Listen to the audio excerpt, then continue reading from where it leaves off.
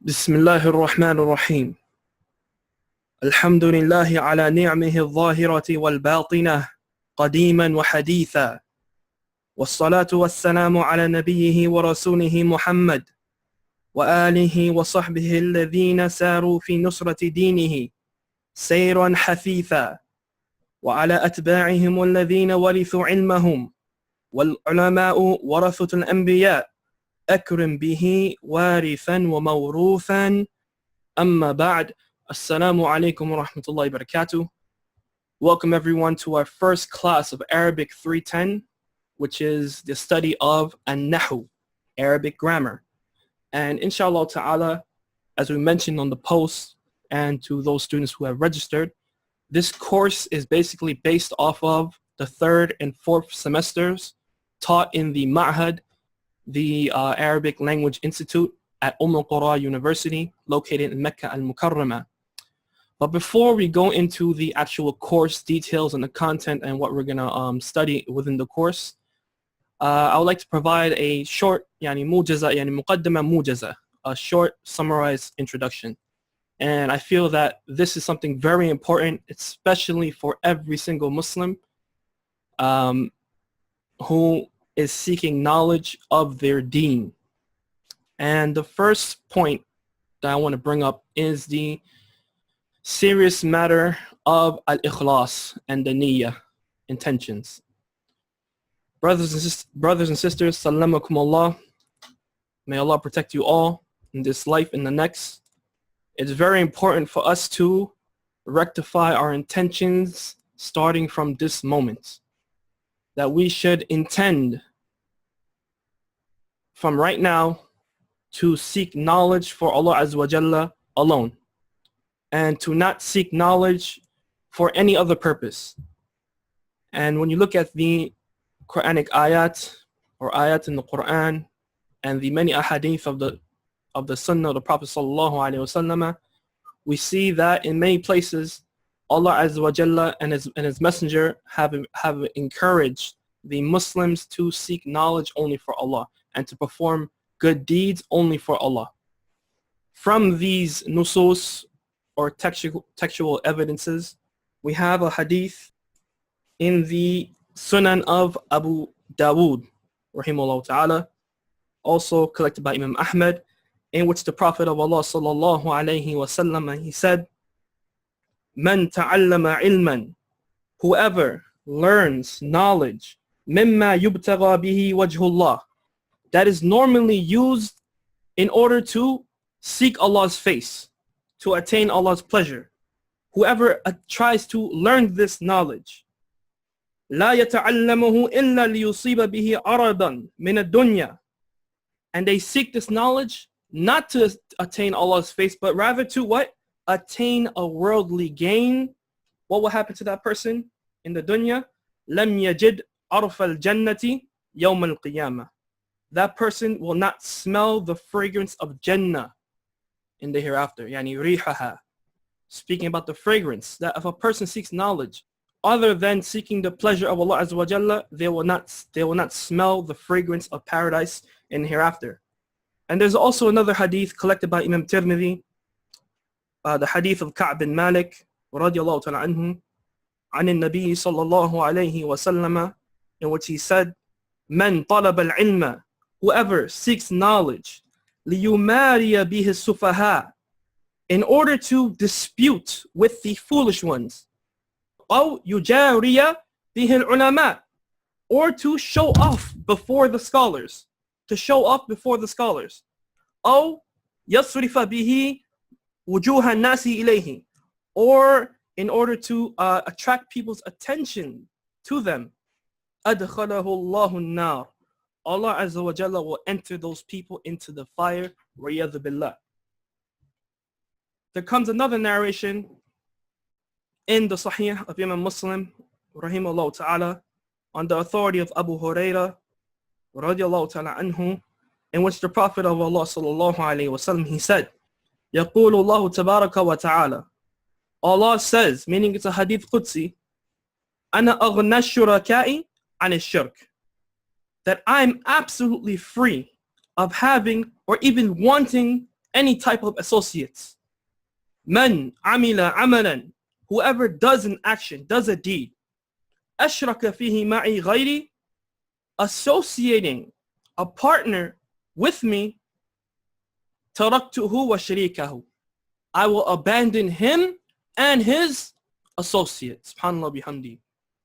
And then we have the last hadith we're going to mention is collected by Imam Ahmad and also Imam Tirmidhi and Ibn Majah rahimahumullah, from the hadith of Abu Sa'id bin Abi Fadala. And he was from among the Sahaba radiallahu ta'ala anhu. He said, the Messenger of Allah sallallahu alayhi wasallam, he said, إِذَا جَمَعَ اللَّهُ الْأَوَّلِينَ وَالْآخِرِينَ, when Allah subhanahu wa ta'ala gathers the first of people and the last of people, meaning when he gathers all the people who ever existed, لِيَوْمٍ لَا رَيْبَ فِيهِ, for a day in which there'll be no doubt in, meaning يوم القيامة. نَادَ مُنَادٍ, a caller will call. What will he say? مَنْ كَانَ أَشْرَكَ فِي عَمَلٍ,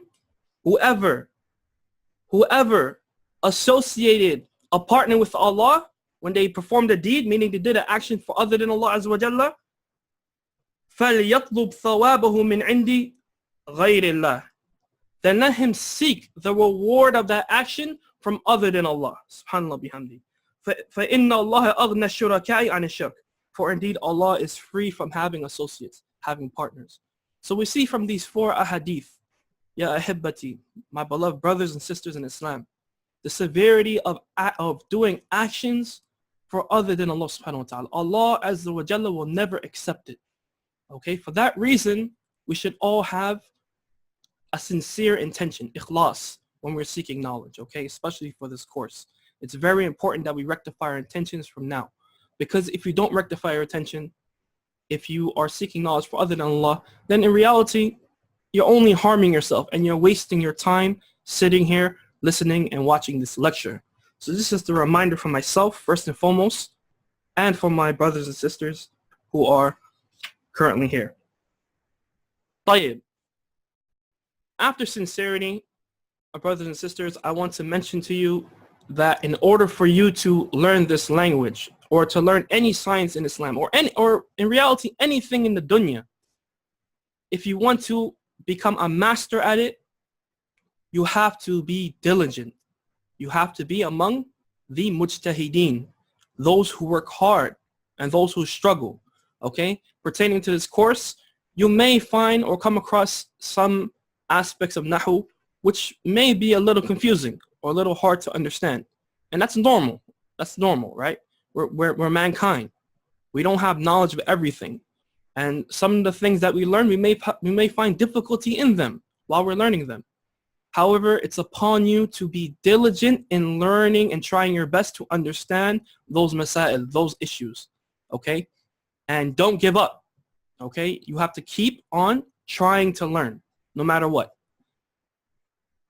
And that is the point regarding diligence. As for what you should do as well is couple your hard work with dua ila Allah Azza wa Jalla. Constantly make dua, make supplication to Allah subhanahu wa ta'ala to grant you success. Because at the end of the day, you are and we are weak slaves, right? We are all in need of Allah Azza wa Jalla. There's nothing that we can accomplish except with Allah's success. So as a result, we have to constantly beg him and ask him for success, tawfiq. طيب? And these three particular points can all be gathered in a famous hadith narrated by Abu Hurairah, collected by Imam Muslim in a Sahih, in which the Prophet of Allah sallallahu alaihi wasallam, he said, "Ihris ala ma yanfa'uk." Be diligent in what will benefit you. Wasta'in billahi, and seek Allah's aid. Seek Allah's help. Meaning, as you are working hard to understand Arabic grammar or whatever you're trying to achieve in dunya, at the same time you have to seek Allah's assistance. Okay? Wala ta'jaz, and don't give up. Don't give up ever. Okay? There are going to be times in which you want to give up. It's hard. Maybe you slacked off or you know, maybe you're busy with work and school and you don't have time to learn Arabic, so you take a couple of weeks off. That doesn't mean that you just give up, right? Don't be afraid of restarting. You have to keep on dusting, you know, your shoulder off and pick yourself back up and continue your journey in learning the Arabic language. All right? Don't just give up if you fall, because, I mean, that's part of learning. You have to fall down sometimes. And one of the things that will aid you in being consistent in your studies is having good companionship. You have to have good sahaba, good sahabiyat with you. Find friends who you're studying with, because in reality, mankind, we're lazy, right? Or, like, sometimes you don't want to study, but if we have companions who are diligent, then that's going to encourage us to continue in our studies. So these are 4 points I want everyone to take note of and to try to remember and memorize them and remind yourself of them on a daily basis. It's not only for this class, but for anything you're trying to achieve. And inshallah ta'ala, we ask Allah to make us from the successful. I mean, so that's basically a short introduction. I want to remind myself first and foremost, and everyone here as well. طيب, let's now begin with the course. First thing we're going to talk about is pertaining to the sciences of the Arabic language. Okay, I'm sure everyone has heard of different sciences of the Arabic language. In these 3 lines of poetry we have here, 1, 2, 3, some of the ulama, the scholars of old, they have compiled all 12 sciences of the Arabic language within these 3 very short lines of poetry. Okay? It's very easy to memorize for whoever wishes. They say that the 12 sciences within the Arabic language is nahw wa sarf wal ishtiqaq or wal ishtiqaq wal lughatu. Should be a dhamma here. ثم المعاني كذا البيان قافية ثم العروض وقرض الشعر وخطهم تاريخهم بعده الإنشاء خاتمة فتلك 10 مع 2 بالأدب قد سميت فحوها فإنها راية. In these 3 lines we have the first science, which is nahw, grammar. This is what Arabic 310 is going to be about, grammar. The second is sarf, which is known as morphology, and that's going to be the Arabic 311 course, which is after this course.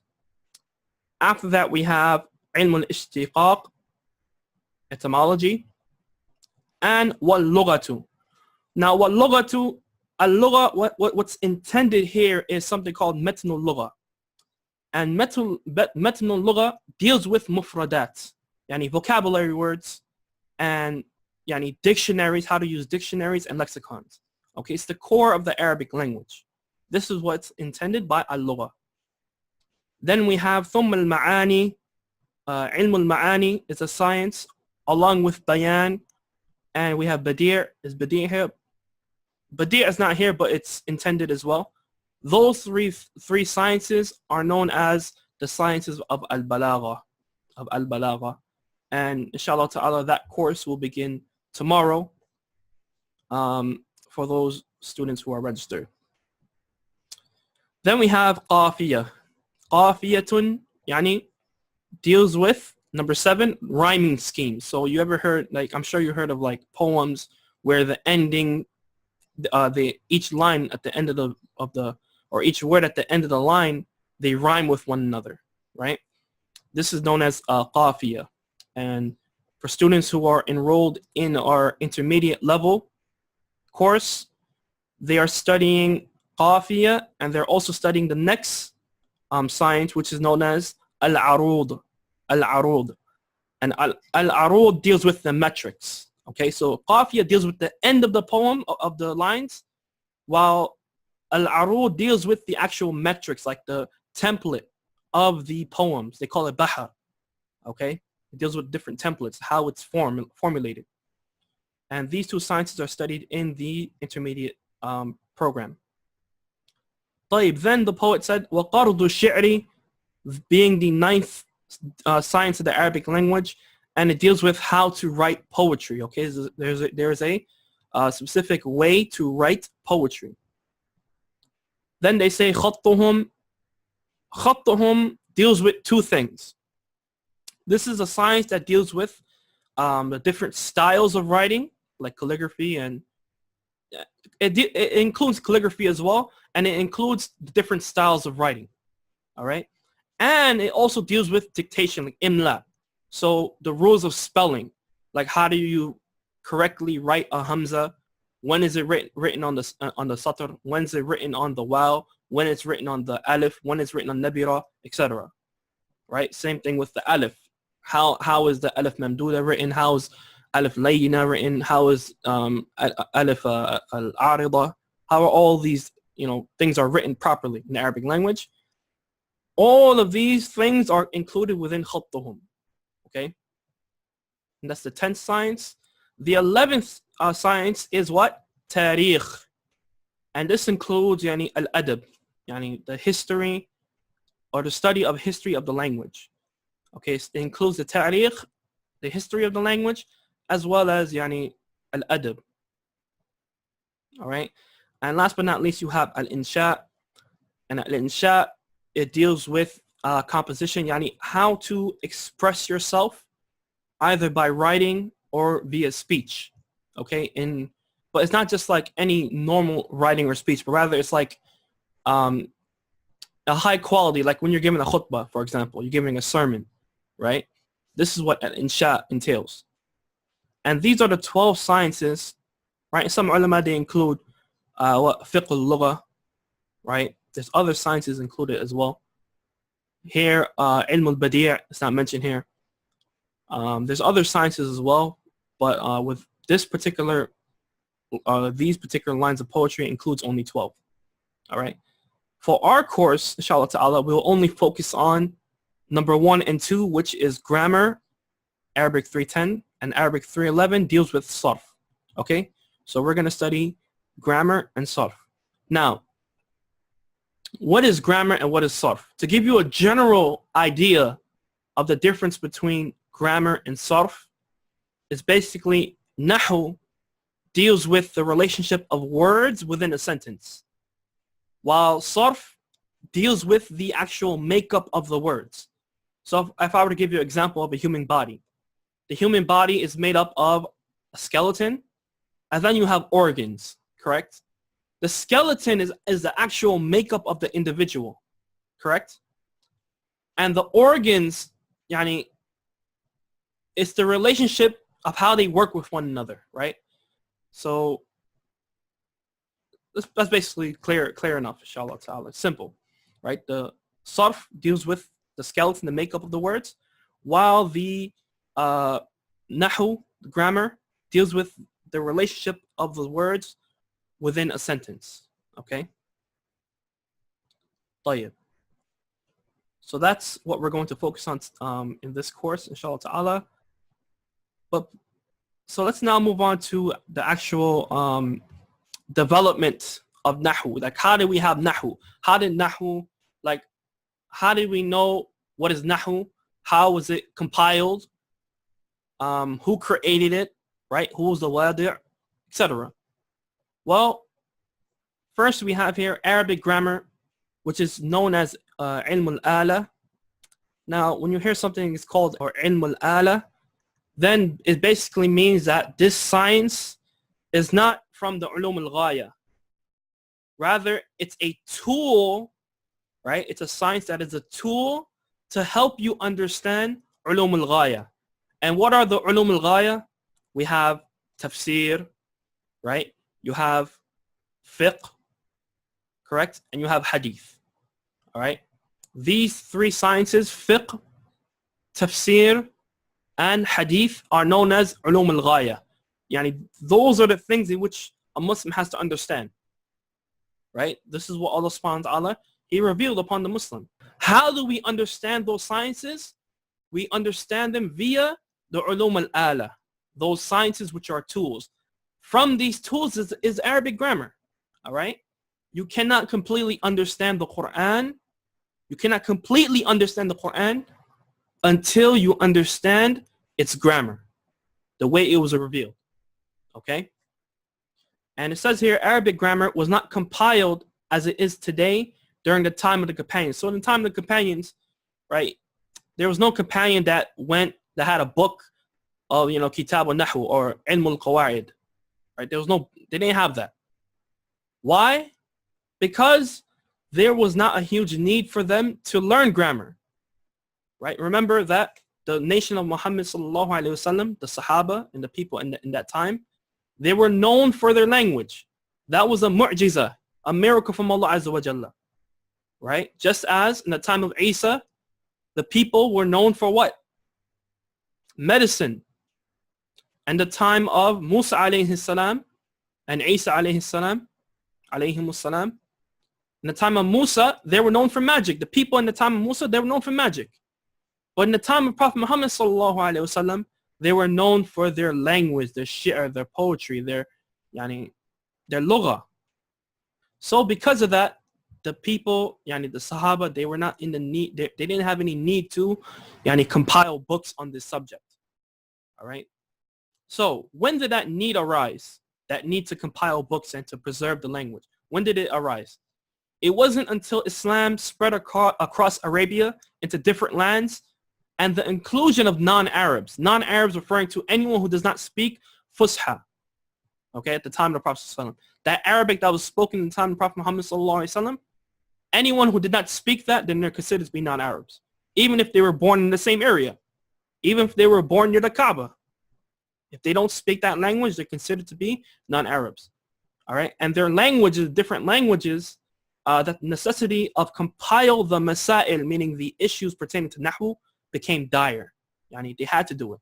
Because over time, when communities, or rather nations and people from different countries get together, it's natural for there to be any immersion of languages, right? So, and that's how you have different, Arameya today, different dialects today. You find that some words in Arameya, their origin, are from completely different languages. Okay, and that led to the change of their lahja, of their slang. That led to the change of their language, right? The Fusha into becoming Arameya, etc. So what happened? When the great companion and caliph Ali ibn Abi Talib radiallahu ta'ala anhu saw the need to compile these masail in a book, these issues of Nahwu in a book, he commanded Zalim bin Amr bin Sufyan Abu al-Aswad. This is a very important name to memorize. Abu al-Aswad. If you just memorize Abu al-Aswad, yakfik. He passed away 69 years after the Hijrah of Prophet sallallahu alaihi wasallam, and is considered to be a tabi'i. Does anyone know what a tabi'i is? What is a tabi'i?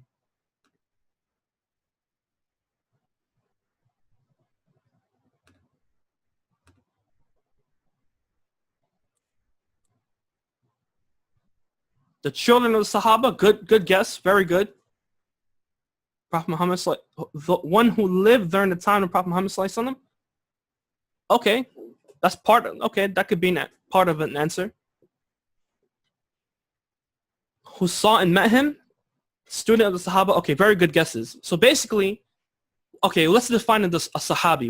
Who is a Sahabi? A Sahabi is someone who met the Prophet sallallahu alaihi wasallam. Okay, not saw, because there were some Sahabi who were blind, right? So a Sahabi is one who met the Prophet sallallahu alaihi wasallam while he was living, okay, believed in him at that time, and died upon that belief. Okay, that's a Sahaba. A Tabi'i is basically someone who believed in the Prophet Muhammad sallallahu alaihi wasallam and died on that belief. However, they never met the Prophet sallallahu alaihi wasallam, but they met a companion, a Sahabi. All right? So they never met the Prophet sallallahu alaihi wasallam, but they met a Sahabi and they died upon Islam. That's a Tabi'i. So Abu al-Aswad, he's considered to be a Tabi'i, one who met the Sahaba and he died upon Islam. And he believed in Islam and he died upon it. However, he did not meet the Prophet Muhammad sallallahu alaihi wasallam. As we wrote here, he was a Tabi'i who was also a judge. So he was also a qadin. He was a qadin. He was a judge in Basra. He was a person of knowledge. And he accepted Islam during the time of the Prophet Muhammad sallallahu alaihi wasallam. He was known to be trustworthy and an honorable man. Okay, this piece right here is provided by Imam al-Dhahabi in his famous book, Siyar A'lam al-Nubala. So this man right here, this tabi'i, rahimahullah ta'ala, Abu al-Aswad, he was commanded by Ali ibn Abi Talib to begin writing and compiling these masail of nahw. Some people say, some ulama, they say, scholars, they say that Ali radiallahu ta'ala anhu was the first to compile the foundations of grammar, and that he said to Abu al-Aswad, unhu nahwa hadha. He said to him, unhu nahwa hadha. Continue the method, meaning the method I used to compile these masail of nahw, similar to this. Meaning, Ali ibn Abi Talib rahimahullah ta'ala, he compiled some of the foundations of grammar, some issues, and then he showed it to Abu al-Aswad, and he said, look at this and follow in this manner.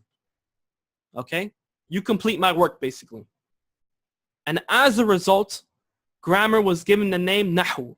So, subhanAllah, look at the statement of Ali ibn Abi Talib. He said to him, unhu nahwa hadha. Unhu. See how unhu, noon, ha, and then he mentioned here nahwa. Because of that, because of the statement right here, it is said that grammar was given the name nahw in Arabic. All right. So this is the reason for the reasoning behind the tasmiyah, nahw, or grammar given its name in Arabic, which is nahw. All right. So then what happened after that? What happened after that? Abu al-Aswad, he began to compile chapters. Okay. He followed what his Amir commanded him to do, and he started to compile these chapters. From these first chapters were Babu Inna, which is something we're going to study in this course. Al-Idafa, like Mudaf ilayhi, we're not going to study this. And Al-Imala, which we're not going to study as well in this course. Then, after compiling these three abwab, he heard a man recite a verse, or the verse from Surah Tawbah. Here, the statement of Allah Azza wa Jalla, أَنَّ اللَّهَ بَرِيءٌ مِّنَ الْمُشْرِكِينَ وَرَسُولُهُ. This is the actual verse, okay? أَنَّ اللَّهَ بَرِيءٌ مِّنَ الْمُشْرِكِينَ وَرَسُولُهُ. Okay, with a dhamma. However, the problem is that the man, he did not recite it with two dhammas. Rather, he recited it with two kasras. You guys see that? He recited it with two kasras. And subhanAllah bihamdi,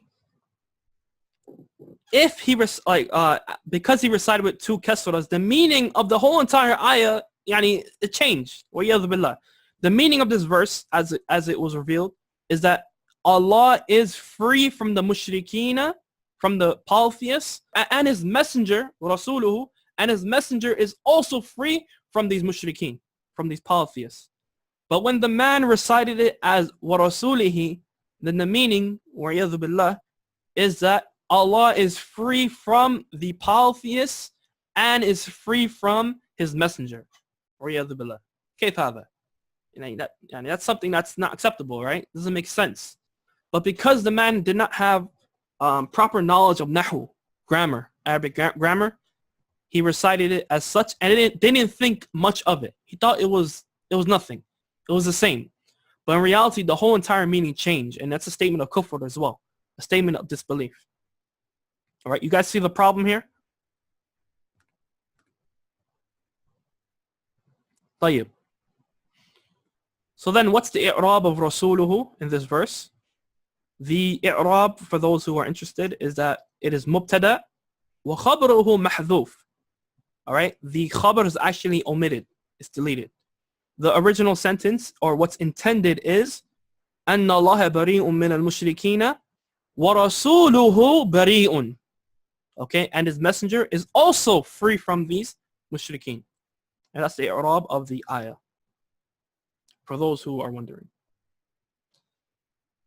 So, after this instance, with this man and reciting the ayah in Surah Tawbah incorrectly, he began to compile the chapters of al-atf, which is something we're going to study, and wan-na'at, okay, basically sifa. So now we have 5 chapters. Then one time, famous story, he was with his daughter, and it was at nighttime, and the daughter said to him, she said, Ya abati ma ahsan as-sama'i. What is the most beautiful thing in the sky? So the father, hearing that, he responded, the stars, right? He saw the sky and he saw a lot of stars, and obviously that's going to be the most beautiful thing he sees. All right. She replied, I mean that I am amazed by its, meaning the sky's beauty. Meaning her statement right here, Ya abati ma ahsan as-sama'i, this was not her intent. She did not intend that, although she pronounced it. Okay? What she'd intended was how beautiful the sky is. Right? It was a statement of ta'ajjub, of amazement. Like, subhanAllah, look how beautiful the sky is. How beautiful the sky is. That was her intent. So the father, Abu al-Aswad, he said, then say instead, Ya abati ma ahsan as-sama'a, instead of e. Okay? And when you say ma ahsan as-sama'a, then the meaning will be, how beautiful is the sky. All right? You guys see that? She just changed one shakl, one haraka, from fatha into kasra. And as a result, the entire sentence changed. And her intent, what she said, was not made clear. All right? So after this incident, he compiled the chapters of at-ta'ajjub, which is this, Ya abati ma ahsan as-sama'a, and al-istifham, which was the mistake his daughter made. All right, everyone with me so far?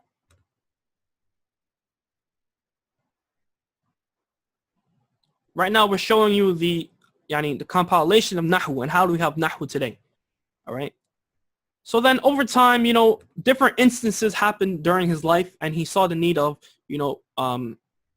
compiling these masail in a book. All right. And that continued to happen until Allah subhanahu wa ta'ala took his soul, rahimahullah ta'ala. Then after him came scholars of Nahwu like Maymun al-Aqran, then those like Abu Amr, then Al-Khalil, as people who take the intermediate course know that he's also known as the father of Al-Qafiyah, Ilm Al-Qafiyah. Okay, and the father of Al-Arud. Okay, he was the one to compile that science. Then after Al-Khalil came the famous scholar Sibawayh. Does anyone know Sibawayh's famous book? If you're in our Arabic parable class, Arabic 210, then you should know the answer. Does anyone know Sibawayh's famous book? What's the name of it? What's it called? What's the name of it? Al-Kitab, mashallah. Ahsan Allah ilayk. Naam. So his book is actually called Al-Kitab. However, some ulama, they dispute that Sibawayh didn't actually give it that name, Al-Kitab. In fact, he did not even write a title for it. And it was those who came after him, right, because they did not find a title on his book. They decided to call it Al-Kitab so that it's like a reference point. They know, okay, this is the book of Sibawayh. Okay, so there's some dispute whether Al-Kitab is its actual name. We know for a fact that Sibawayh did not write a title for it. Okay, so, but today, obviously, if you say Al-Kitab, then everyone knows what you're talking about. Right? If you go to a bookstore, you say you need Al-Kitab, khalas, they're going to give you the book of Sibawayh. All right? And Sibawayh is known as the father of the Basri madhab. Okay? Just as in fiqh, there are madhahib. Also in lugha, there are madhahib. There are differences of opinion. Right? Then Al-Kisa'i came, Abu al-Hasan Al-Kisa'i, who is known to be the founder of the Kufa madhab. So I'm sure everyone, if you studied like any Arabic, basic Arabic book, you've come across the Basriyun and the Kufiyun and their statements, right, regarding khafd and jar and na'at and sifa, etc. These two ulama scholars, alimani, they're known to be the fathers of their respective madhab. And rahimahumullah ta'ala. طيب. Oh yeah, and from this point onwards, from the time of Sibawayh to Kisa'i, after that, every masail, like that's when people started to refer to the madhabs. Okay, and there are other madhab as well in lugha, in grammar and etc. But after this point, people were known as Basriyun, people were known as Kufiyun. There wasn't like Muslim, right? There wasn't like just regular lughawi. لا يعني there was madhahib after that, and people يعني ينتسبون أنفسهم إلى تلك المذاهب, and they attributed themselves to those different madhahib. طيب. Today Nahwu, so that's how Nahwu was formulated and compiled. Today Nahwu is also known as al-Qawa'id. So many times if you went overseas and you took an Arabic grammar course, they usually call it al-Qawa'id or ilm al-Qawa'id or al-Qawa'id al-Nahwiyya. You know, they usually have the name al-Qawa'id in it. And that's just another name of Nahwu used today. When we study the Sarf portion of the class, you'll see that, or the next class, which is Sarf, you see that Sarf is known as a Sarf, and it's also known as ilm al-Tasrif. Ilm al-Tasrif. We'll get to that inshallah in the next class. طيب. So that's the nash'ah of Nahwu. Everyone with me so far?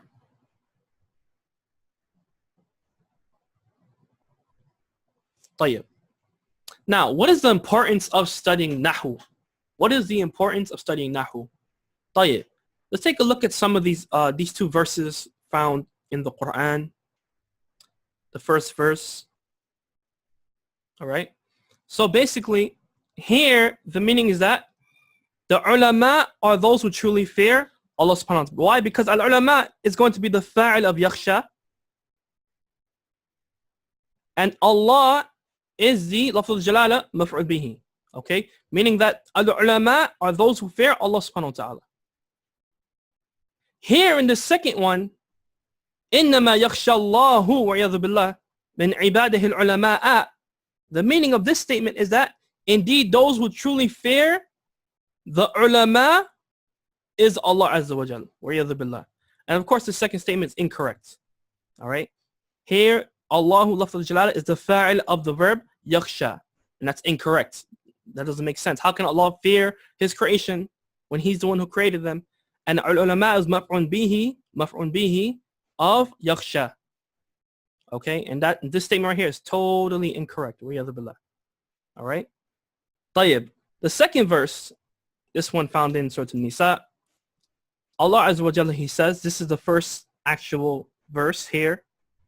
وَكَلَّمَ اللَّهُ مُوسَى تَكْلِيمًا. And the second statement is not from the Quran, it's just a regular statement. وَكَلَّمَ اللَّهَ مُوسَى تَكْلِيمًا. The difference between these two verses, or rather the verse and the other statement, is one harakah. The dhamma on lafz al-jalala and the fatha on lafz al-jalala. Here, so this is correct. This first statement, what does it say? It says that, and Allah spoke to Musa, meaning Allah definitely spoke to Musa. Okay? There's emphasis in this statement. And Allah definitely spoke to Musa. طيب. Here, lafz al-jalala is the fa'il of the verb kallama. Musa is the maf'ul bihi. Okay, it's mabni. It's mabni, so you won't see like the different effects of alamat nasb, right? Because it's mabni. So the only thing that changes in the second statement, وَكَلَّمَ اللَّهَ, Musa remains the same, takliman. Here, وَكَلَّمَ اللَّهَ, the meaning of وَكَلَّمَ اللَّهَ, Musa, takliman, is that, and certainly Musa spoke to Allah. And of course, that's incorrect. Likewise, إِنَّمَا يَخْشَى اللَّهُ مِنْ عِبَادِهِ الْعُلَمَاءَ, incorrect. So is وَكَلَّمَ اللَّهَ Musa takliman. And Musa spoke to Allah, that's incorrect. But if you guys look at, subhanAllah, both of these instances, both of these examples, is just that there's only one haraka that changes, right? And because that one haraka changes, it changes the entire meaning of the verse. Subhanallah bihamdi. So this is like one of the greatest reasons why you should study Nahwu. Because if you read a verse incorrectly, you could be saying a statement of kufr, of disbelief. Right? How can Allah fear his servants, fear the scholars? It makes no sense at all. Right? How can Musa talk to Allah? Did Allah say that? Allah never informed us of that Musa spoke to Allah. So how can you make a statement? That's lying, right? So this is an example or two examples of why it's important to study Nahwu. All right. Some other reasons why you should study Nahwu, or what shows the importance, are some statements from the ulama of old. One of them being Al-Imam Jalaluddin As-Suyuti, passed away in the year 911 after Hijrah. He said that every science, al-ulumu kulluha, is in need of grammar, whether it be hadith, whether it be tafsir, whether it be fiqh. Any science and every science is in need of grammar, meaning a person cannot understand those sciences until they understand grammar. Okay? Ibn al-Salah, famous scholar in hadith as well, he passed away 643 years after Hijrah. Rahimahullah ta'ala. He has a famous book called Muqaddama Ibn Salah, or it's called Muqaddama Ibn Salah. Okay? And the book is actually called Ulum al-Hadith. Naam, it's called Ulum al-Hadith. And there's another book by Abu Abdullah al-Hakim al-Naysaburi. Muhammad bin Abdullah al-Hakim al-Naysaburi. His book is called, what is it called? Ma'rifatu Ulum al-Hadith. Ma'rifatu Ulum al-Hadith. But this Shaykh's book, Ibn Salah, rahimahullah ta'ala, his name, Ulum al-Hadith, without the Ma'rifah. Okay? So, what does he say? He collects, Ibn Salah, rahimahullah ta'ala, he collects a chain of narration that Al-Asma'i, he said, إن أخوف ما أخاف على طالب العلم إذا لم يعرف النحو.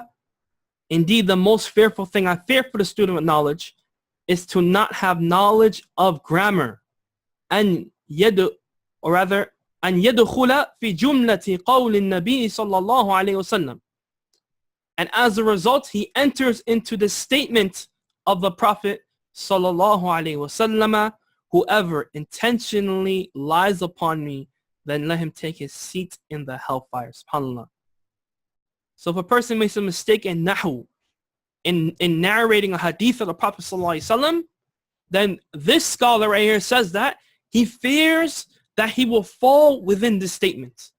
Because if he makes a mistake in grammar and he attributes to the Prophet sallallahu alaihi wasallam, according to this scholar and many other ulama of hadith of old, they say that this is considered to be lying on the Prophet sallallahu alaihi wasallam, and as a result they will enter the fire. May Allah save us all from that. Okay, and this hadith is in Bukhari Muslim. من كذب علي متعمدا فليتبوأ مقعده من النار. وعياذ بالله. And he says, he continues by saying, this applies to this student because the Prophet ﷺ did not make grammatical mistakes. Okay, so he goes on to explain. So whenever you narrate a hadith and you make a grammatical mistake while narrating, then you have lied upon him. May Allah save us from that. Ameen. And then we have the statement of Ash-Sha'bi, rahimahullah ta'ala, in which he said a famous statement, النحو في العلم كالملح في الطعام. كالملح في الطعام. That grammar and knowledge is like salt in food. SubhanAllah bihamdi. Can you eat food without salt? Does anyone here cook without salt in their food? Nope. Why? Because the food, you can't taste it, right? So just like you have to have salt in your food, likewise, grammar has to be applied in your kalam, in your speech, in Arabic language. Okay, it is indispensable. SubhanAllah bihamdi. And this is the sources of Al-Khatib al-Baghdadi, right? Abu Bakr, al-Khatib al-Baghdadi rahimahullah ta'ala passed away 463 after Hijrah. He has two famous books, and this Imam, subhanAllah bihamdi, he was an Imam in the field of Hadith, rahimahullah ta'ala. He has a book called Al-Kifaya fi Ilm al-Riwaya. Okay, and that's one of the fundamental books in Mustalah al-Hadith. And then he also has another book called Al-Jami'u li Akhlaq al-Rawi wa Adab al-Sami', which is another book that deals with the etiquettes of the Talib al-Hadith, the student of Hadith, how he should act, how he should behave, how he should seek knowledge, how he should sit in a lecture, how should he address his sheikh, how should he like take notes. Every single thing pertaining to yani Talib al-Hadith, he speaks about, rahimahullah ta'ala. May Allah reward him with good. Ameen. طيب, and al-Asma'i, he also says in another narration that learn grammar, for verily Bani Israel disbelieved due to one word that originally contained a shadda, but then they removed it. SubhanAllah bihamdi. Allah said, the statement of Allah Azza wa Jalla, what could be translated to mean, O Isa, indeed I brought you into existence. Waladtuka. Okay, you see the shadda here in the lam? Waladtuka. However, they recited it as, O Isa, indeed I gave birth to you. SubhanAllah. Waladtuka. They erased the shadda and they pronounced it waladtuka. SubhanAllah bihamdi. So they removed the shadda on the lam and disbelieved due to that. So all these statements right here shows the importance of learning nahwu, grammar. Walhamdulillahi Rabbil Alameen. Everyone with me so far?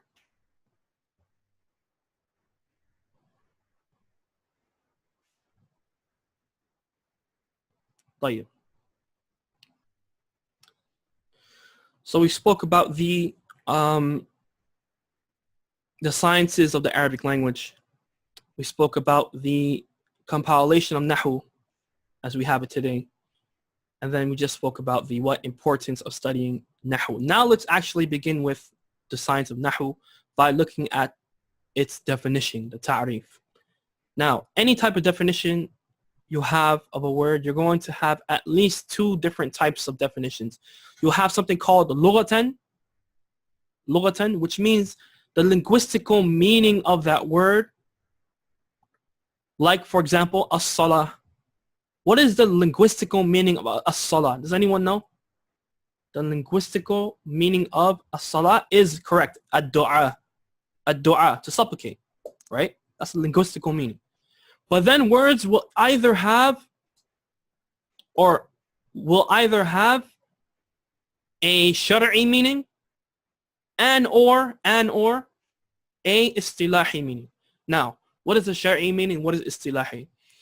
A shar'i meaning is basically any meaning that has been provided by Allah subhanahu wa ta'ala or his messenger sallallahu alayhi wasallam. Okay, comes straight directly from the shar', from the sharia, okay, from legislation. This is shar'i.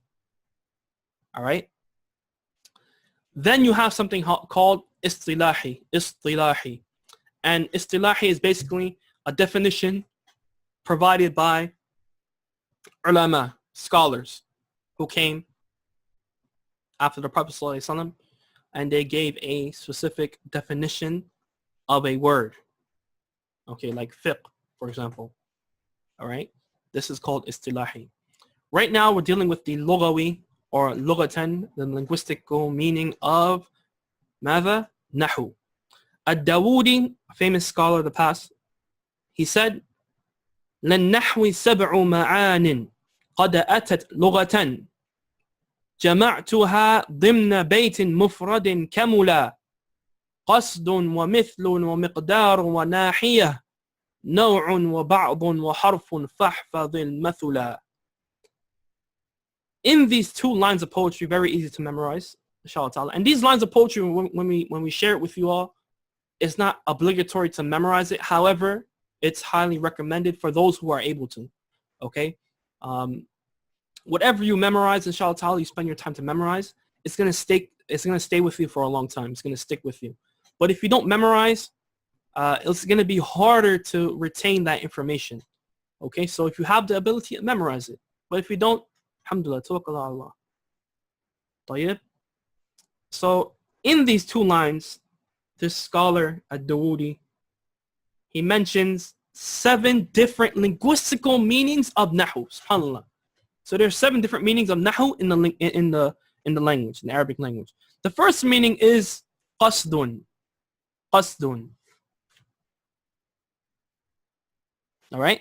Qasdun, and the meaning of qasdun is intent. مثلا, if you were to say nahawtu nahwaka, which means qasadtuka, I intended you. I intended you. Like, for example, you're having a conversation and you call out to someone, but they didn't hear you. And you say, nahawtu nahwaka, I intended you, anta, right? When I called that name, I intended you, Muhammad, yani, مثلا. Right? In Saudi Arabia, مثلا, Muhammad is like, you call everyone Muhammad. If you don't know their name, you call them Muhammad. Okay? And let's say they're like 2 strangers down the street, and you intended to call out one of the strangers over the other. One stranger over the other. You would say, nahawtu nahwaka. Okay? If you didn't understand which one you're calling, you say nahawtu nahwaka. I intended you, Muhammad. You, anta, you. Okay? So that's one meaning of nahw, which is qasd. Another meaning is mithlun, which means basically similar to like. All right? An example in the Arabic language, Zaydun nahwa amrin. Zaydun nahwa amrin. And the meaning of nahw here is similar or like. Zayd is similar to Amr. You guys see that? Zaydun nahwa amrin. Zayd is similar to Amr. In this case, nahw takes the meaning of mithl. Okay? Linguistically. طيب. However, in the science of hadith, subhanAllah, I keep bringing benefits to hadith. Be a little patient, but I think it's beneficial, if we add other benefits from other sciences as well, so that we understand it, because this benefit, as you see here, if you read a lot of hadith, you'll come across these expressions a lot. All right, so it'll benefit those who read hadith. So in the science of hadith, scholars say that there's a difference between mithlu and nahw. So in lugha, in the Arabic language, mithlu and nahw mean the same thing. Okay? However, in hadith, la has a different meaning. Okay, in the science of hadith, mustalah hadith, hadith terminology, right? We deal with that science. Nahw and mithl had different meanings. What is the meaning of mithl and what is the meaning of nahw? Here are some ibarat or ibaratan, 2 expressions you'll find at the end of different ahadith. The first being rawahu fulanun, could be anybody, right? It could be Ibn Abbas, Abu Hurairah, Ibn Tabi'een, anyone. Rawahu fulanun. Fulan means so-and-so, like anyone. Bimithlihi. And then you have rawahu fulanun binahwihi. Should be a kasr on the back. Rawahu fulanun binahwihi. طيب, what is the difference? When you say rawahu, or when you read rawahu fulanun bimithlihi, then the meaning is that the narrator narrated the narration, a lot of ends there, with the same wording. Okay, so if it's the same exact wording of the hadith, they will say rawahu fulanun bimithlihi. All right. However, rawahu fulanun binahwihi means that the narrator narrated a narration with its meaning. So they didn't narrate the hadith word by word, rather they narrated by meaning. Okay, they narrated it by meaning. All right, and that's 2 differences in science hadith. طيب. So that's number 2, mithlun. The third meaning that nahw can take linguistically is miqdar. Miqdar. What is miqdar? Basically, miqdar deals with the amounts. Okay, amounts. So you can say, مثلا, for example, عندي نحو 1000 ريال. عندي نحو 1000 ريال. I have nahw, the amount of 1,000 riyal. Okay, 1000 riyal. That's the third meaning. The fourth meaning that nahw can take is nahiya. Nahiya, yani the direction of. For example, ذهب زيد نحو المسجد. نحو المسجد. Zayd went towards يعني نحو in the direction of al-masjidi, the masjid. That's the fourth meaning nahwu can take linguistically. And you can use this in your even in your own speech, right? Try to apply nahwu in your own speech linguistically. You can use it. Build up your vocabulary. All right. The fifth meaning nahwu can take linguistically is naw'un, which means like a type or part. So for example, you can say al-kitabu lahu thalathatu anha'i. Anha is the jama' is the plural for nahwun. Anha is the plural for nahwu. So the book has 3 parts. له ثلاثة أنحاء. The meaning of أنحاء here is أنواع or أقسام, meaning type or part. Another meaning that nahwu can take linguistically is بعض. بعض meaning some. أكلت نحو الخبز. أكلت نحو الخبز. Meaning I ate نحو, some الخبز of the bread. I ate some of the bread. Then you have حرف وحرف, meaning change, يعني تحريف. Okay? For example, it said ينحى كلامه. ينحى is the verb of نحو. نحو comes from the verb ينحى, present tense. ينحى كلامه means that he changes his speech. يعني يغير يحرف كلامه. He changes his speech. So these are the 7 meanings of nahwu linguistically. All right? And you can use it in your own speech, as we said.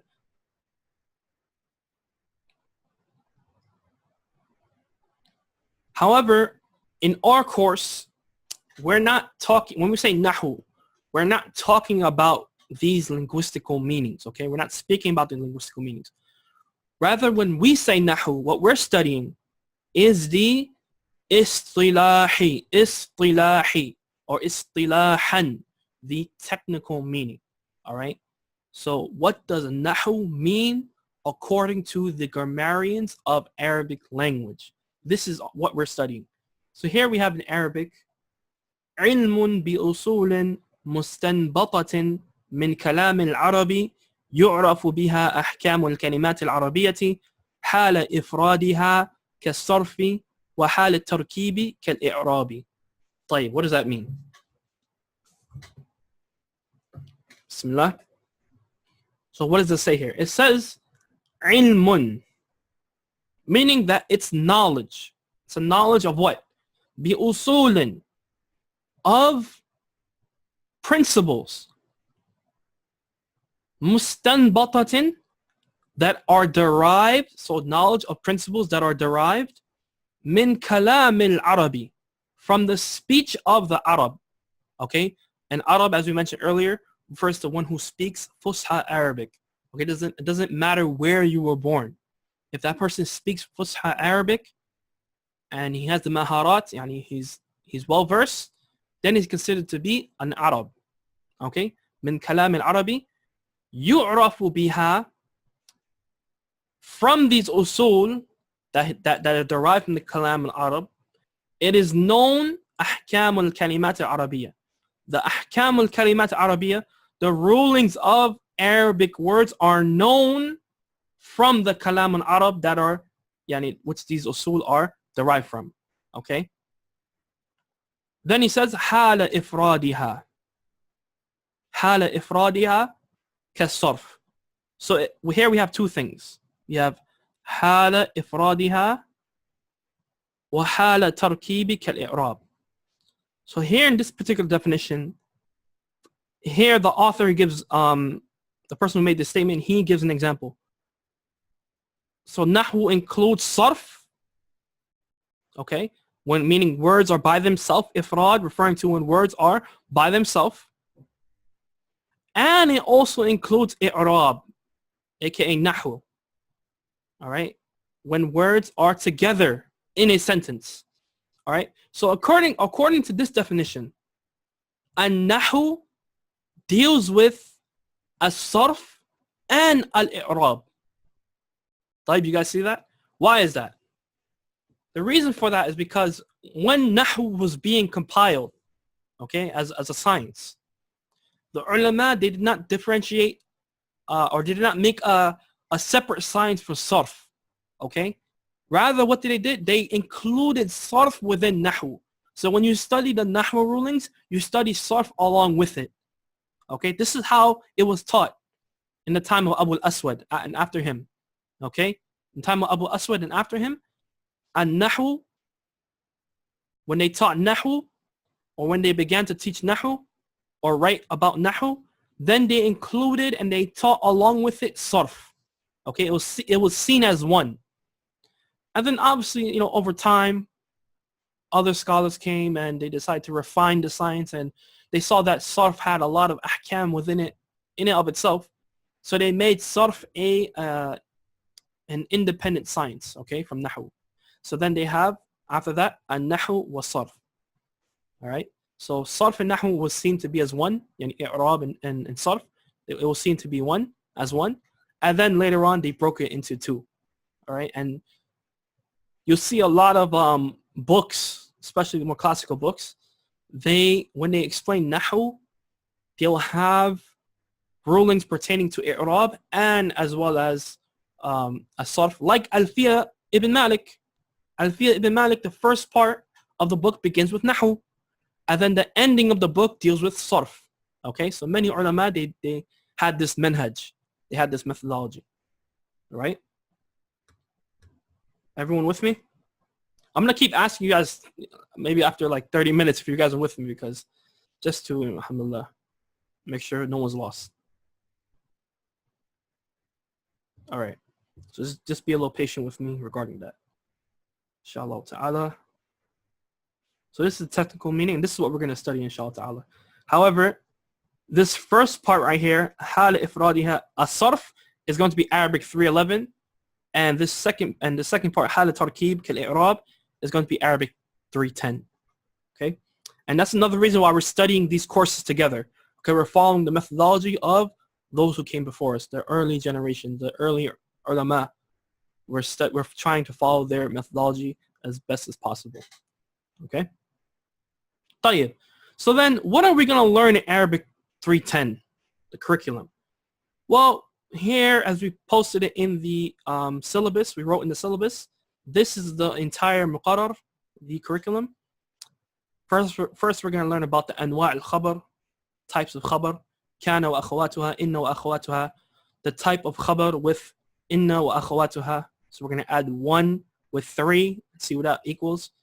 5 instances when ma is attached to إن وأخواتها. Instances when lam is attached to إن وأخواتها. Places where kasra and fatha are placed on the hamza of inna. So when do you say inna and when do you say anna? Okay, there are particular rules. All right, we're going to go over that. Al-lazim, al-muta'addi verbs, dhanna wa akhawatuha, a'ta wa akhawatuha. A'ta is a tabi'i, right? A'ta is one of the students of Ibn Abbas radiyallahu anhuma. Subhanallah bihamdi. All right. After that, we're going to study conditional tools that make verbs majzoom, and then conditional tools that do not make verbs majzoom. Then مفعول مطلق لأجله فيه معه, يعني استثناء, exceptions, حال وأنواعه. الأفعال المقاربة, التمييز and its types, numbers, العدد والمعدود, and etc. التوكيد and its types, العطف and its types, بدل and its types, particles of calling, الممنوع من الصرف, right? We're going to study when words, they have إلا واحدة and when they have إلتان. Okay, what makes that word considered to be ممنوع من الصرف? Ways to express amazement, ways to express any المدح والذم, dispraise and praise, praise and dispraise. Ways to express encouragement and warning, al-ighra' wal-hadar. And last but not least, al-ikhtisas. So this is going to be the curriculum. Today, inshallah ta'ala, before we end today's class, we're going to take number 1 only, okay? We're going to take types of khabar. I know it's the first day, everyone wants to relax, but inshallah ta'ala, let's take at least 1 grammar rule, bi'idhnillahi ta'ala, and that is regarding أنواع الخبر. So as a quick review, right? This is the 300 level course. It's not a beginning course. So we hope that, you know, students who are attending, they have some type of knowledge regarding the Arabic language, and they have at least learned about al-mubtada wal-khabar. All right. But as a quick review, a nominal sentence, meaning a sentence that has or begins with a noun, is made up of two parts. You have the subject, mubtada, and you have the predicate, khabar. An example of this, al-waladu hafidhun. The boy is a memorizer of Quran, hafiz, right? The boy is a memorizer of the Quran. طيب. Al-waladu is the mubtada and hafiz is the khabar. Shahid? Everyone understand this, right? This doesn't, we have to expound on this. We don't have to expound, right? All right. Now, this is where things get a little tricky, okay? If you understand that first fundamental rule, okay, then you're able to understand anything that's built off of those rules, okay? And that's why it's very important that you study knowledge properly by beginning with the usul and then building on those usul. All right, now, khabar. We studied khabar, hafidhun. Al-khabar can come in one of three forms. Okay, one, the first form is when the khabar is a singular word. Now, when we say mufrad, we don't necessarily mean one word only. What do we mean? We're going to explain to you right now. Here is an example. Al-waladu mujtahidun. Al-waladu mubtada, mujtahidun khabar. Mujtahidun is one word, correct? It's a singular word in the English language. It's a singular word, correct? This is considered to be mufrad. All right? In Arabic. However, there are other words in the Arabic language that are also considered to be mufrad. Like dual. A dual word is also considered to be mufrad. Okay? In terms of yani khabar. Like, for example, al-walidani. Should be a sukoon on the lam here. Mujtahidani. The two boys are both what? Diligent. Mujtahidani. Although this mujtahid is now conjugated into the dual form, it is still considered to be mufrad. Okay, in nahw, in khabar, when we're talking about the khabar, it's still considered to be mufrad when we're speaking about the khabar, although it's in the dual form. Likewise, the jama'. Here we have al-awladu mujtahiduna. Mujtahiduna means plural, right? Three or more. The boys are all what? Diligent. Okay? It's still, although it's yani jam mudhakkar salim, it's a plural word. In the Arabic language, when we're talking about al-khabar in nahw, this is also considered to be a mufrad, singular word, quote unquote. Okay? If you notice in the English language, we're using singular here very loosely. All right? Now, so that's easy to understand. However, we're not done there. We have one more type of word in nahw, when we're talking about the khabar, that is also considered to be mufrad. And they are words that are basically in the state of idafa. So mudaf, mudaf ilayhi. Although, look, they're two words, right? You see, it's not singular words, right? Like Abdus Salam, what are you talking about? There are two words there. Although they're two words, because they're in the state of mudaf, mudafun ilayhi, al-idafa, mudaf, mudafun ilayhi, Muhammadun Rasulullah, Fatimatu bintu Muhammadin, idafa is considered to be mufrad. Okay? Mind blown. Correct? You guys with me?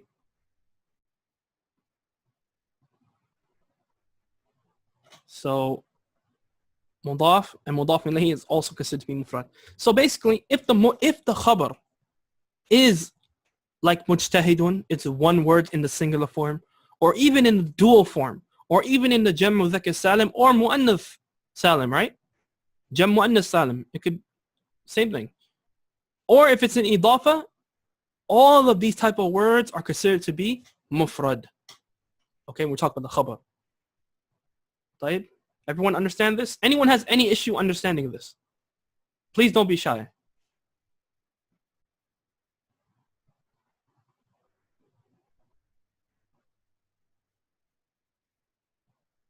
Okay. Your silence is your acceptance. So if you're silent, that means that you understand. All right? Okay, طيب. So for the students that don't understand it, inshallah ta'ala, during the break, we're going to re-explain it to you guys. All right? During the break, we're going to cut off the recording and we're going to re-explain it to you all. طيب. So that's the first type, mufrad. The second type of khabar. A khabar can also be a jumla, an entire sentence. It doesn't have to be mufrad. It doesn't have to be one word or maybe idafa. La. It can be an entire sentence. All right? And as a sentence, there are two parts. You have the nominal, jumla ismiya, and you have jumla fi'liya. You have the nominal and a verbal. Can someone tell me the difference between a nominal sentence and a verbal sentence? When do you know something is nominal? And when do you know a sentence is verbal?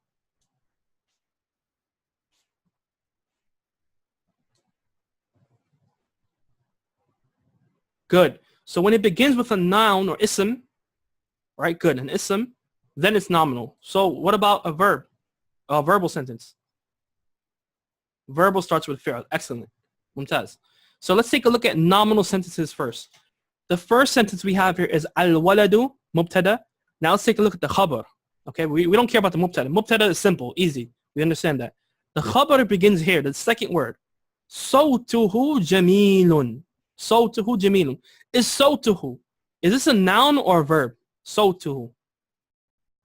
Noun. So it begins with a noun, therefore it has to be a nominal sentence. Good. Sawtuhu jamilun. These entire words right here is the khabar. These entire three words, sawt being one, hu being the second, and jamil being the third word, all three of these words are considered to be the khabar. And these three words make up a sentence. Okay? So the khabar here is a nominal sentence. You guys with me? If you don't understand that, let's take a look at the second example. Muhammadun, that's mubtada, easy, we don't have to explain that. The second word that comes after Muhammad, or the first word that comes after Muhammad is what? Baytuhu kabirun. Baytuhu kabirun. Baytuhu. Is that a noun or a verb? It's an ism. Good. So because it's an ism, then we know this whole entire thing is going to be a jumla ismiya.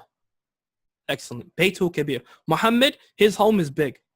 All right, so this entire sentence, portion of a sentence, the khabar, is considered to be jumla ismiya. Next sentence we have al-Qur'anu masdaruhu al-wahy. Al-wahyu. Okay, al-wahy. The Quran, its origin, meaning where does it come from? Its origin is revelation, meaning from Allah subhanahu wa ta'ala. Al-Qur'anu mubtada. The next word that follows it, masdaruhu, is it ism or fi'l? Good, it's an ism. So because it's an ism, the entire khabar is going to be jumla ismiya. Last but not least, al-islamu tariquhu ar-risalatu. Al-islamu tariquhu ar-risalatu. Al-Islam is a message, basically. Its path is a message, yani. It's a message from Allah subhanahu wa ta'ala. Okay? The word that comes after Islam, is it an ism or a fi'l? Is it a noun or verb? Ism. So, because it's an ism, the entire khabar is considered to be jumla ismiya. All right? So basically, to know whether it's jumla ismiya or fi'liya, you look at the second word that comes after the mubtada. If the word is an ism, khalas, you know it's ismiya. The khabar is going to be an ismiya. If it's a fi'l, khalas, you know it's going to be a fi'liya. All right, so that's nominal. Verbal, once again, here, perhaps this, if you don't understand this first part, then maybe look at the second part will make the first part clearer. Okay, as you know, looking at opposites, right? Learning opposites helps to understand concepts, right? So for example, whenever Allah commands us with tawheed, he didn't just order us with tawheed, correct? The messenger didn't just order us with tawheed. Rather, they clarify to us the opposite of tawheed. Isn't that the case? They clarify to us what is shirk and how to stay away from it so that we can completely understand tawheed, so that we are left without any doubt in how to worship Allah upon tawheed. Likewise here, nominal sentence, it begins with a noun. Here, the opposite is a verbal sentence, okay? Muhammadun mubtada, yahfadhul Qur'ana. The first word that comes after mubtada, is it an ism or a verb? It is a verb. Excellent. So because it's a verb, then the khabar, the predicate, will be a jumla fi'liya.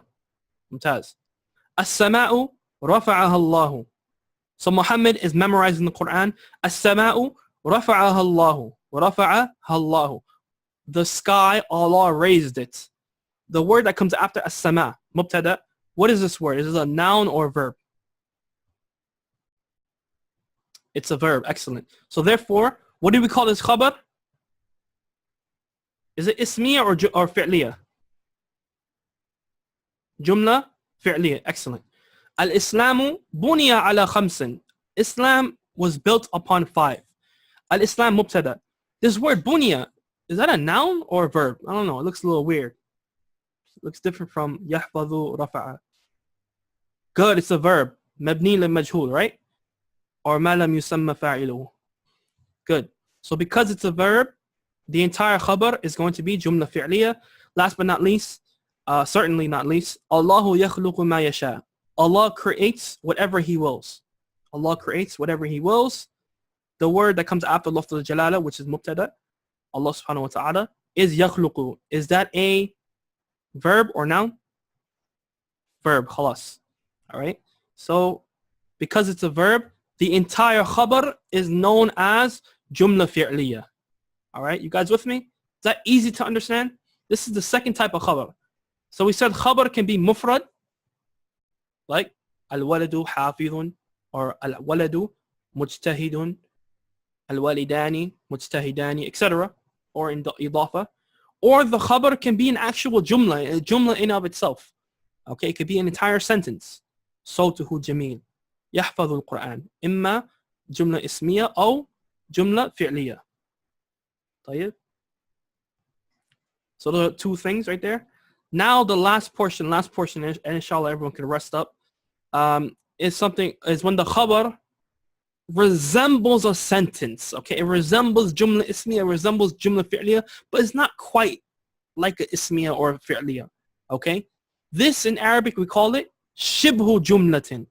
Okay, and basically shibhu jumla is when the second word or the beginning of the khabar is harf jar wa majur. See, fi, ila, min, ala. Okay, this is A. When the second word or the first word of the khabar is a jar, like fi, ila, min, ala, then it's considered to be shibhu jumla. Muhammadun fil masjidi. Muhammad is in the masjid. Zaydun dhahaba ila al-bayti. Zayd went to the home.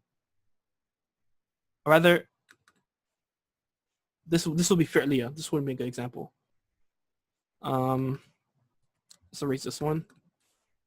Because it has a verb, right? The second word is a verb. This example works though. Fatimatu min Turkiya. Fatimatu min Turkiya. Fatima is from Turkey. Min. See, the second word is min. So it's a shibh jumla. Al-kitabu ala. You see ala here? It's harf jar. Al-kursiyi. So because the second word or the first word of the khabar is a harf jar, this khabar or these khabars are all considered to be what? Shibh jumla. Now that's jar majrur, easy. Same thing goes for like dharf. You guys ever learn about dharf? Like fawqa, tahta, hawla, etc. If the first word of the khabar is a dharf, then the same, it's still considered to be shibh jumla. All right? Al-imamu fawqa al-mimbar. The imam is above the mimbar. Okay, fawqa is an adverb, dharf. Al-qittatu tahta as-sayyarati. The cat is underneath the car. Tahta is a dharf. It's the khabar. الطلاب حول الأستاذ the students are around the teacher. All of these are adverbs. يعني ظرف. And because of that, it's the first word of the khabar. These sentences or these khabars are known as shibh jumla. All right. So, and that's basically today's lesson. But let's recap really quickly. So we have, let's write, I'm trying to write this with a pen. We have kha for khabar. Okay. Types of khabar. We have kha. We're going to make like a tree kind of. Tasjir, they call it. Like a, what do you call it in English? Like a diagram tree. And in Arabic, you say tasjir. All right, so we have khabar, types of khabar. Kha means khabar. One, we have mufrad. Put meme for mufrad. Can't really write on my screen. That's one. Two is what? Jumla. Okay, and then you have from jumla, you have ismiya. Right? And then you have what? Fi'liya. Correct? And then three, the third type of khabar is called what? Shibh. Shibh jumla. All right? And from shibh jumla, you have two categories as well. You have jar wa majroor. You have dharf. All right? For homework, today's homework, inshallah ta'ala, I want you to basically make this chart again, but write it in your own handwriting. Okay, make this entire chart and obviously spell out everything. You're going to write أنواع الخبر. واحد مفرد. Write an example. اثنين جملة. Then you have جملة اسمية فعلية. Write an example اسمية. Write an example فعلية. And then three, you have شبه جملة. Write شبه جملة. Write the entire word. Then you have جار ومجرور. Write مجرور. ظرف ومضاف إليه. You write that as well and write examples for each of them. That'll be the only homework for today. And basically, it's only to help you guys to understand it in a better manner, inshallah ta'ala. Is any questions, inshallah ta'ala, pertaining to what we taught? Is the homework clear? You can send the homework via the groups, inshallah ta'ala. Obviously, it's for students only. All right. So if there's no questions, inshallah ta'ala, we'll end the class here. And then we'll have maybe like 15-minute break until the sarf class, which will start. Right now it's 3:26. So let's say 3:40. 3:40 we resume. Inshallah ta'ala. At 3:40 we'll resume. I'll send a new link out to the groups. Inshallah ta'ala. And anyone who has questions regarding what we just studied, just stay in this chat room and I'll respond to you all. Until then, we'll see everyone in a couple of minutes. سبحانك اللهم أشهد أن لا إله إلا أنت أستغفرك وأتوب إليك والسلام عليكم ورحمة الله وبركاته. Oh wait, stop recording.